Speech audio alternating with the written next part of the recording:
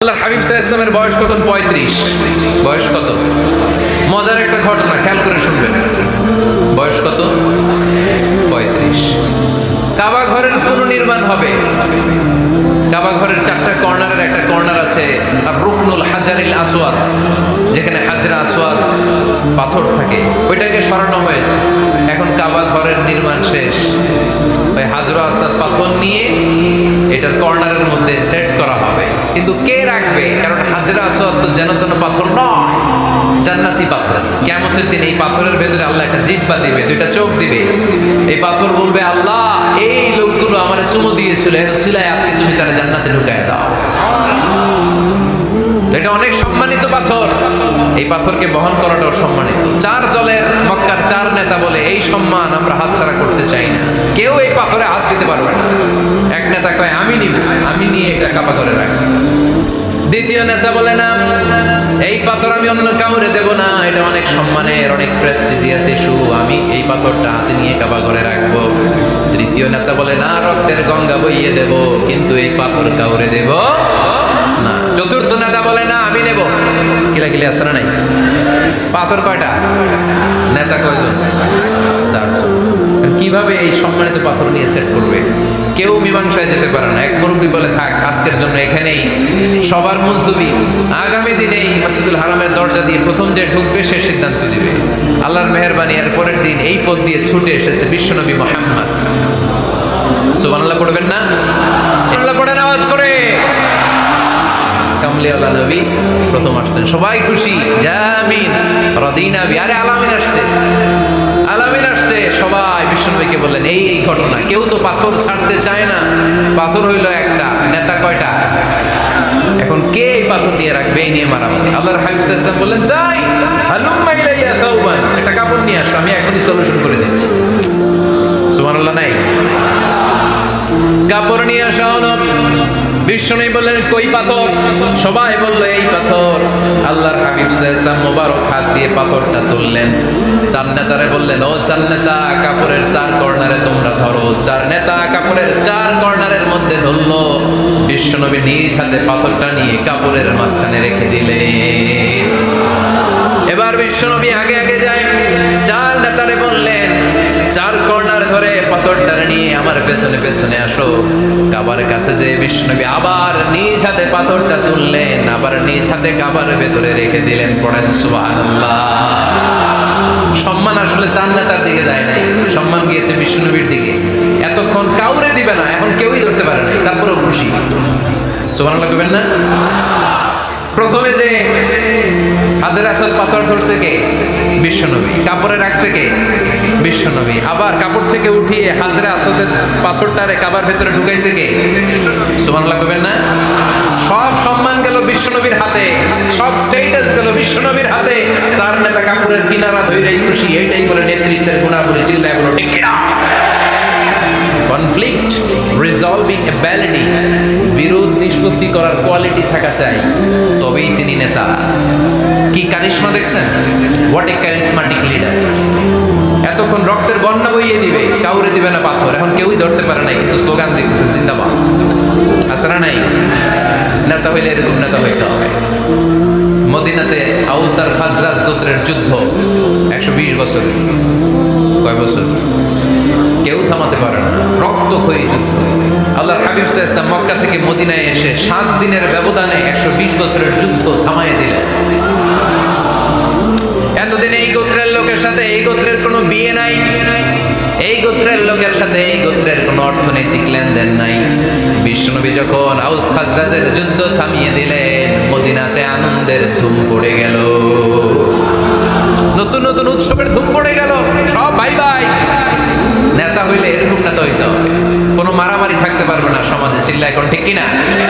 নেতা আসলেই সমাধান, নেতা আসলেই। সহিহ বুখারীতে একটা কিতাব আছে, কিতাবুস সুলহ, মীমাংসার অধ্যায়। একটা বাব আছে, বাবু কওলিল ইমামি লিআসহাবিহি ইযহাবু বিনা নুসলিহ বাইনাহুম। ইমাম সাহেবের এই কথা যে আমাদেরকে নিয়ে চলো, আমরা মিলাই দেব। এটা আল্লাহ রাসূল সাল্লাল্লাহু আলাইহি ওয়াসাল্লামের একটা বিখ্যাত ডায়ালগ। ডায়ালগটা কি খেয়াল করে শোনেন।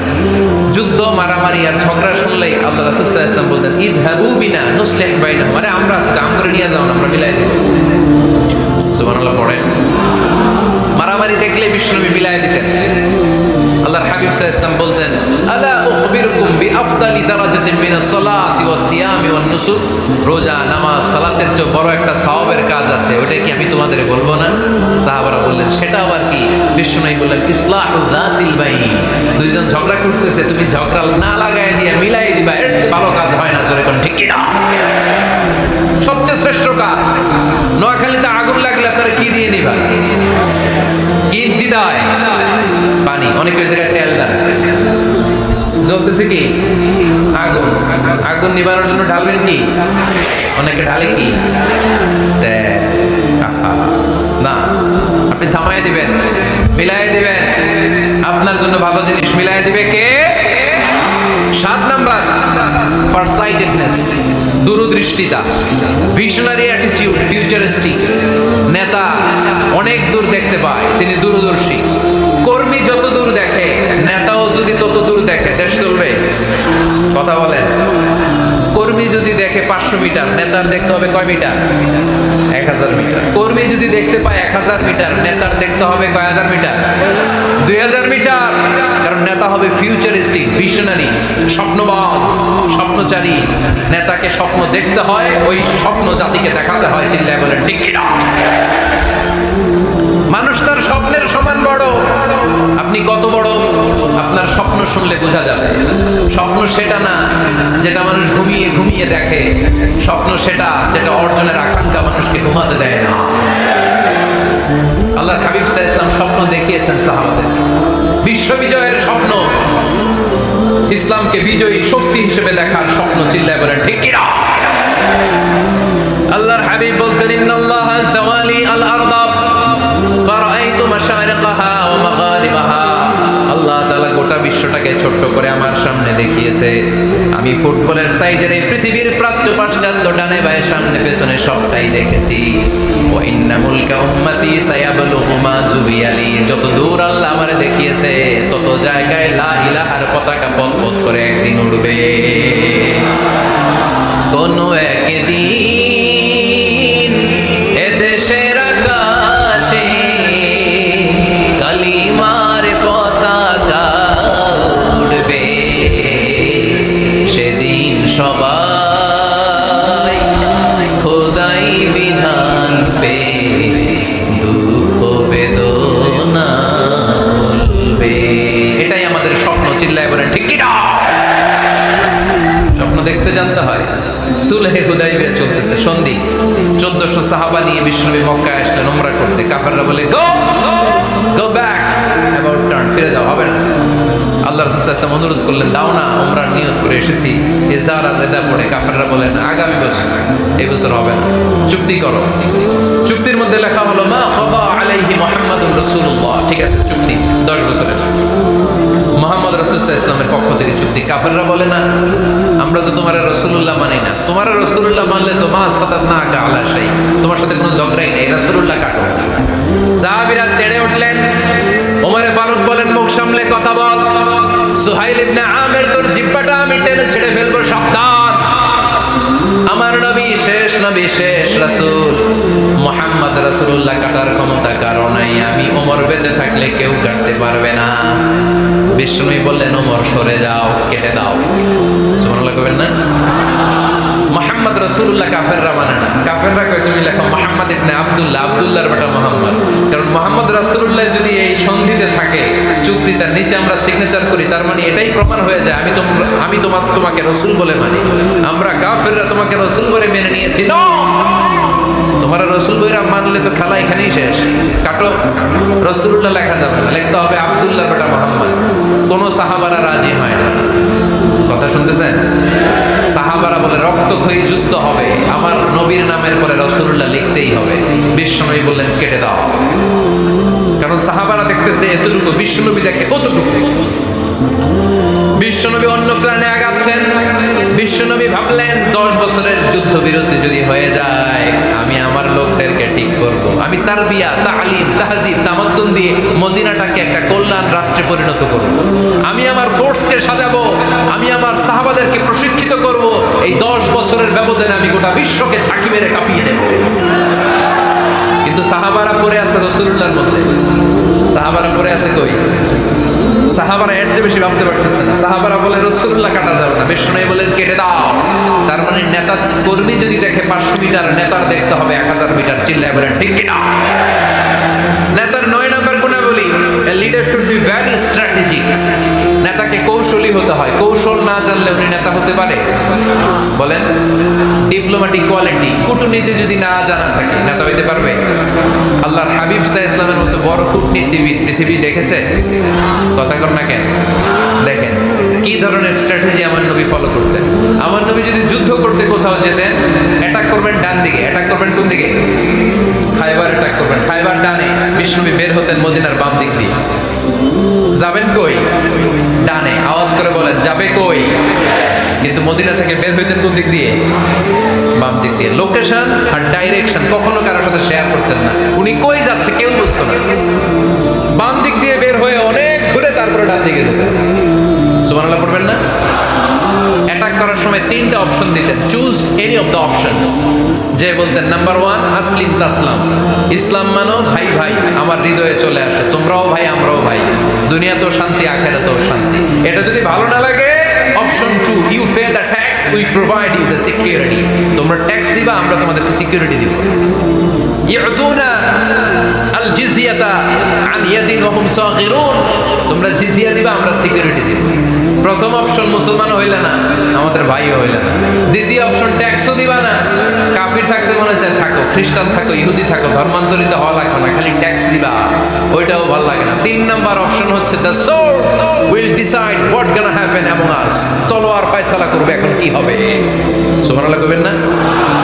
প্রথমেই যেই কোথাও অ্যাটাক করতেন বিশ্বনবী, সবসময় ডিফেন্সিভ মোডে থাকতেন, আত্মরক্ষার মোডে থাকতেন। আক্রমণ করা হলে মেনে নিতেন, ধৈর্য ধারণ করতেন। ধৈর্যের সীমা যখন ছাড়িয়ে যেত তখন বিশ্বনবী হাত তুলতেন, চিল্লায় বলেন ঠিক কিনা? যুদ্ধের ময়দানেও যখন সেনাপতি পাঠাতেন বলতেন খবরদার নারীদের গায়ে হাত তুলো না, বৃদ্ধাদেরকে মেরো না, শিশুদেরকে মেরো না, ওই এলাকার পাদ্রীদের গায়ে হাত তুলো না, ওই এলাকার গবাদি পশুগুলোকে হত্যা করো না, গাছপালাগুলো ধ্বংস করো না। তোমাদের বিরোধী যোদ্ধারাও যদি তলোয়ার রেখে দিয়ে হাত তুলে বলে আল আমান, সিকিউরিটি সিকিউরিটি, আমরা আমান চাই, নিরাপত্তা চাই, তাকেও মেরো না। সুবহানাল্লাহ পড়বেন না? গোটা বিশ্বকে সভ্যতা শিখিয়েছেন। মক্কা বিজয়ের পরে গণধর্ষণ করেন নাই, গ্রামকে গ্রাম তিনি জ্বালিয়ে দেন নাই, হাজার হাজার লক্ষ লক্ষ শত্রুকে এক বাক্য দিয়ে ক্ষমার ঘোষণা দিয়েছেন, চিল্লায় বলেন ঠিক কিনা? As a father, as a teacher, as a commander, as a leader, as a lawgiver, as a lawmaker, as a reformer of the society, Muhammad is the superman of the world. আওয়াজ করে পড়তে হবে আল্লাহু আকবার। কূটনীতি কারে বলে? Diplomacy কারে বলে? স্ট্র্যাটেজিক অ্যাটিটিউড কারে বলে? শিখে নেন। বদরের প্রান্তরে বিষ্ণু ঈসা ইসলাম উপস্থিত হলেন। ওই যে কাফেরদের তাবু, কাফেররা আসছে 3 দিন আগে, মুসলিম সৈনিকরা পৌঁছলেন 3য় দিন। এসে বিষ্ণু ঈসা ইসলাম সবাইকে বললেন কত হতে পারে কাফের, কেউ বলতে পারে না। 2 জন রাখাল পেয়ে জিজ্ঞেস করলে, এই রাখাল কয়দিন ধরে আছো? আমরা 1 সপ্তাহ ধরেই বদরে আছি। শুনতেছেন? শুনতেছেন? উনি বললেন ওই যে কাফেররা যে আসছে কয়দিন আগে, 3 দিন আগে। 3 দিন আগে। কত হবে সংখ্যা? বলু কাসীর, অনেক। কত হইতে পারে? রাখাল 2টা কয় জানি না। আল্লাহ রাসূল সাল্লাল্লাহু আলাইহি ওয়াসাল্লাম চিন্তায় পড়ে গেলেন, কারণ ওনার যুদ্ধে অ্যাটাকের সিস্টেম ছিল শত্রু সংখ্যা কত এটা আমাকে জেনে নিতে হবে। সুবহানাল্লাহ পড়বেন না? অনেক কৌশল হাত দিয়ে এবার বিশ্বনবী আবার রাখাল 2টাকে ডেকে পাঠালেন, বললেন কাম ইয়ানহারুনা কুল্লা ইয়াউম, ওরা আসার পর থেকে প্রতিদিন খাওয়ার জন্য কয়টা করে উট জবাই করে? এবার ওরা বলল প্রথম দিনে ইয়াউমান তিসআ, প্রথম দিন খাওয়ার জন্য উট জবাই করেছে 9টা। অফিল ইয়াউমি সানি 10, আর দ্বিতীয় দিনে উট জবাই করেছে 10টা। বিষ্ণু বললেন তাই ইদান আল কওমু মা বাইনা 900 ওয়াল আলফ, তাহলে কাফেররা 900 থেকে 1000 এর মধ্যে হবে। ছিল কাফেরের সংখ্যা? বদরের যুদ্ধে কাফেরের সংখ্যা ছিল কত? 1000। কিভাবে নমুনা দেখে আলামত সংগ্রহ করতেন? ওরা কয়টা উট জবাই করেছে 2 দিনে? প্রথম দিন 9টা, দ্বিতীয় দিন 10টা। বিশ্বনবী হিসাব মিলাই ফেললেন যোগ বিয়োগ দিয়ে, কাফেরের সংখ্যা 900 থেকে 1000-এর মধ্যে হবে। হিসাব করে দেখা গেল 1000 সৈনিক এসেছিল সেই বদরের যুদ্ধে। চিল্লায় বলো আল্লাহু আকবার। স্ট্র্যাটেজি জানতে হয় না, তাকে কৌশল জানতে হয়। সর্বশেষ নেতার যে গুণ, এটা বলে শেষ করব, সাকসেশন ম্যানেজমেন্ট। নেতা ভালো নেতা বানায় যায়, ঠিক কিনা? A good leader produces a good leader. একজন ভালো নেতা তখনই ভালো নেতা যখন সে নতুন করে ভালো নেতা তৈরি করে দিয়ে যায়, ঠিক কিনা? সে যদি নতুন নেতৃত্ব তৈরি করে দিয়ে না যায়, সমাজ চলবে? চলবে? এটাকে বলে দি সাকসেশন ম্যানেজমেন্ট। আল্লাহ রাসূল সাল্লাল্লাহু আলাইহি ওয়াসাল্লাম ভালো সাকসেসর রেখে গিয়েছিলেন, এমন কিছু যোগ্য নেতৃত্ব তৈরি করে গিয়েছিলেন। ওনার পরে টানা 30 বছর নেতৃত্ব নিয়ে মুসলিম উম্মাহকে 1 সেকেন্ডও ভাবা লাগে না। চিল্লায় বলো মুসলমান, ঠিক কিনা? ভালো নেতা ভালো নেতা বানায়। নেতা খালি নেতৃত্ব দেয়, উনি কোনো নেতা বানায় নাই। এটা কি নেতা? কথা বলেন। এবার উত্তর দেন। আমার নবী ইন্তেকালের আগেই যোগ্য নেতৃত্ব তৈরি করে রেখে গিয়েছিলেন কি জান নাই? কাকে রেখে গেছেন? আবু বকর। আরহাম উম্মতি বি উম্মতি আবু বকর, এই উম্মতের সবচেয়ে রহমদিল। আর কারে রেখে গিয়েছেন? ওমর। আশাদুহুম ফি আমরিল্লাহি ওমর। আল্লাহর জমিনে আল্লাহর দ্বীন বাস্তবায়নে সবচেয়ে কঠোর ছিল ওমর। ওনার ক্যারেক্টারিস্টিক এমন ছিল, কথার আগে হাত চলতো, জোরে কোন ঠিক কিনা? আল্লাহর হাবিব সাল্লাল্লাহু আলাইহি ওয়াসাল্লাম বলতেন, লা নাবিয়্যা বা'দি ওয়ালা রাসূলা, আমার পরে নবীও নাই রাসূলও নাই, তবে লাউ কানা বা'দি লাকানা ওমর, আমার পরে যদি নবী হওয়ার যোগ্যতা কারো থাকে আমার ওমরের সেই যোগ্যতা আছে। প্রভু তুমি বলেছো রাসূল দেবে না, বলনি দেবে না ওমর, বলনি দেবে না হামজা তারি, খালিদ বিজয় সমর। প্রভু তুমি বলেছো রাসূল দেবে না, বলনি দেবে না ওমর, বলনি দেবে না হামজা তারি, খালিদ বিজয় সমর। প্রভু তুমি বলেছো রাসূল দেবে না। সুবহানাল্লাহ পড়ে।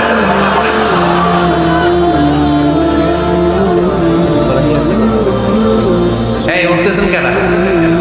হ্যাঁ, উঠলেন কেন? এই 2 ঘন্টা ওয়াজ শোনার পরে শেষ বেলায় আপনারা উঠে যাবেন না? বিশৃঙ্খলা আমি দেখতে চাই না। একটা লোক প্যান্ডেলে আওয়াজও করবে না, উঠতেও পারবে না। আমার নবী নিজেও ছিলেন শ্রেষ্ঠ নেতা, রেখেও গিয়েছেন শ্রেষ্ঠ নেতা। চিল্লায় বলেন ঠিক কিনা? সাইয়েদনা আবু বকর, সাইয়েদনা ওমর ফারুক, উসমান যুন্নুরাইন, আলী রাদিয়াল্লাহু তাআলা আনহু যোগ্য নেতৃত্ব হাতে কলমে প্রশিক্ষিত করে ওনাদেরকে রেখে গিয়েছেন। তাই মুসলিম উম্মাহর নেতৃত্বের সংকটে পড়া লাগে নাই। জোরে কোন ঠিক কিনা? জি। এই জন্য আমরা চাই আমাদের একটা সেন্ট্রাল লিডারশিপ থাকুক, কেন্দ্রীয় নেতৃত্ব, যেই নেতাদের নেতৃত্বে আমরা সামনের দিকে যাব। যে 10টা পয়েন্টস আমরা শুনলাম, আমাদের সব নেতাদের এই গুণগুলো থাকার দরকার আছে না নাই? এই গুণগুলো আমলে নিয়ে মুসলিম উম্মাহর এই নেতৃত্বের সংকট যেন আমরা কাটিয়ে তুলতে পারি। আল্লাহ তুমি তৌফিক দান করো, আমরা পড়ি আমিন। এখানে বিশাল একটা প্রতিষ্ঠান আছে, এই বিশাল প্রোগ্রাম থেকে শুরু করে অনেক খরচ ওনাদের হয়েছে। স্বেচ্ছাসেবক ভাইয়েরা তাদের সময় মাত্র 2 মিনিট, এই 2 মিনিটে প্যাকেট নিয়ে আপনাদের সামনে যাবে। যার যতটুকু সুযোগ হয়, আমরা কেউ বাদ যাব না। এই প্রোগ্রামের জন্য এবং এই বিশাল মাদ্রাসার জন্য আমরা মুক্ত হস্তে দান করে যাব। এই উঠতেছেন কেন? উঠলেন কারা কারা? এদিকে তাকান, যারা উঠছেন এদিকে তাকান, দেখি তাকান তাকান। আমরা দোয়া ছাড়া কেউ যাব না। যাবেন? ভদ্র, নোয়াখালীর ছেলেরা অনেক ভদ্র। বসেন। সুন্দর সুন্দর ঘোষণা আছে কয়েকটা, সুন্দর সুন্দর ঘোষণা। এতক্ষণ তো প্লে কার্ড দেখাইছো, উই লাভ আজহারি।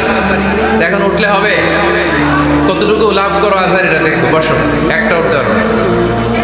আমার ভাই রফিকুল্লাহ আফসারি ভাইয়ের অসাধারণ কিছু বই আছে, অনেকে খুঁজে কোত্থেকে পাবে। আজকে এখানে আছে, যাদের দরকার আপনারা নিয়ে যাবেন। আমি নিজেও ওনার একজন ভক্ত, ওনার লেখার ভক্ত। আমি নিজেও ওনার লেখার পাঠক। অসাধারণ লিখেন। কি যেন একটা দেখলাম, নানা আলেম নানা মতে আলেমরা নানান মতে, পাবলিক যাবে কোন পথে? তো সুন্দর সুন্দর বই আছে, এগুলো আপনারা নিয়ে যাবেন।